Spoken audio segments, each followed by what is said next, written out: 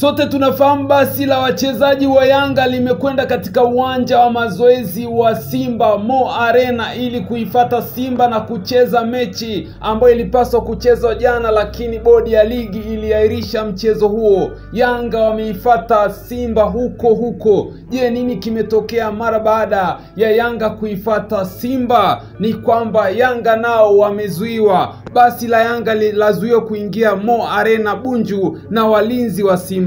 Basi la Yanga ambalo lilienda Bunju kwenye viwanja vya mazoezi ya Simba limezuiwa kwa kuingia uwanjani na walinzi wa uwanja huo. Yanga ambao wanadai Simba jana waliwatoroka wameenda Bunju kuifata Simba ili mechi yao ikachezwe huko. Je, una mtazamo gani katika hili? Lakini hii ni mara baada ya Simba kusema kwamba wao hawatacheza mchezo wa tarehe 8 kwa sababu wamezuiwa kuingia uwanjani na Yanga kufanya mazoezi ya mwisho siku moja kabla ya mchezo. Lakini Yanga wakaja juu akasema mechi iko pale, lakini bodi ya ligi iliahirisha mchezo huo. Lakini kwa upande wa Yanga, wao walikwenda uwanjani Benjamin Mkapa wakaisubiri Simba, na waliposti picha kadhaa wakiwa wanafanya warm up na kikosi kikatoka. Lakini kupitia makamu wa rais wa Yanga, wao wakasema ukurasa wa dabi kwa msimu huu wa 2024-2025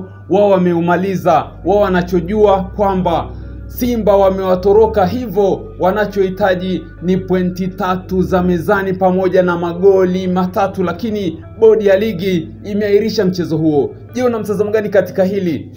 Yanga wamezuiwa getini kuingia Mo Arena kama ilivyofanyika kwa Simba kuzuiwa kuingia getini na mabouncer wa Yanga kufanya mazoezi ya mwisho.